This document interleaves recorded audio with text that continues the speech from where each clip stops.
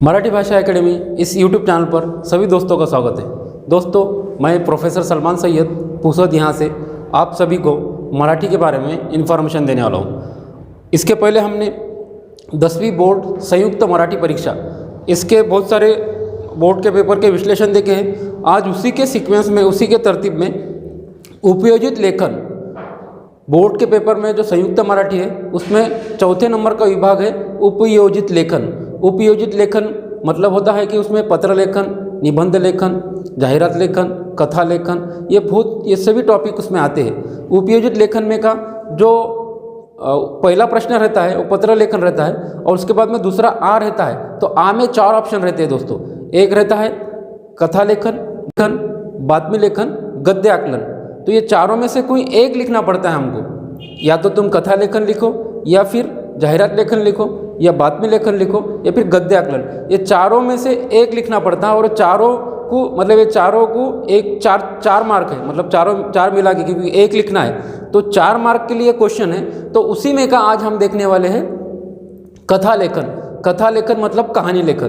तो दोस्तों, कथा लेखन के बहुत सारे टाइप आते हैं। कथा लेखन में आता है कि शीर्षकावरून कथा लिखने, टाइटल दिया जाएगा, वहाँ से आपने कथा लिखना है। दूसरा उसमें ऐसा आता है कि एक कथा दी जाती अर्ध, उसको पूरा कंप्लीट करना है।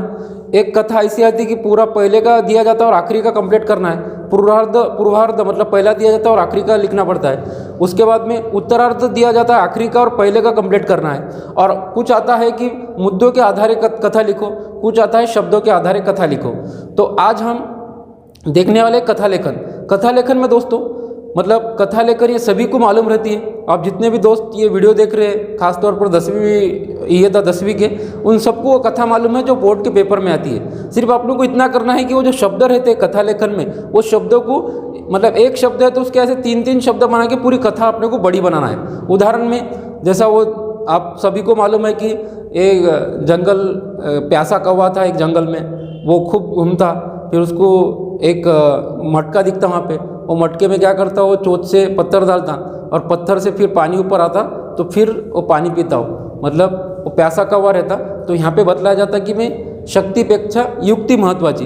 तो उसी तरह ऐसे कहानियाँ बहुत आते हैं कि एक वृद्ध शेतकरी, त्याचे 3 मुलं आणि ते खूप आळशी, मग नंतर त्यांना तो शिकवण देतो, मतलब इस तरह के कहानी आते हैं। तो कहानी लेखन मतलब होता है कि जो कहानी दी जाएंगी वो कहानी को, उसके मुद्दे को लेकर डिस्क्राइब करना, इसी को कहानी लेखन कहा जाता है। तो दोस्तों, मराठी भाषा एकेडमी इस यूट्यूब चैनल पर इसी तरह के वीडियो आएंगे और ख़ास तौर पर जो 10th उर्दू मीडियम वालों के लिए खास ऑफर है 30 अप्रैल के पहले कि हम एक ऑनलाइन बैच शुरू करने वाले हैं, जिसमें हिंदी मराठी बोर्ड के 40-40 मार्क के पेपर का पूरा डिस्क्रिप्शन उनको ऑनलाइन पढ़ाया जाएगा जूम पर। एक हमारे बैच शुरू है। नेक्स्ट बैच अगर आपको ज्वाइन करना है तो आप, ये मेरा मोबाइल नंबर है प्रोफेसर सलमान सैयद पुसद 9158949409, इस नंबर पर व्हाट्सअप कीजिए और ऑनलाइन बैच के लिए मुझे रिक्वेस्ट कीजिए, तो मैं आपको मेरे ग्रुप में ऐड करूंगा और ऑनलाइन बैच आपकी शुरू की जाएंगी। तो नेक्स्ट वीडियो कथा लेखन का, उसका एक्सप्लेन, बोर्ड के एग्ज़ाम में कथा लेखन का जो प्रश्न आया था उसका आंसर तुमको बोर्ड के जो उत्तर पत्रिका रहती है उसमें लिख कर बताया जाएगा। तब तक के लिए वाच कीजिए। Thank you.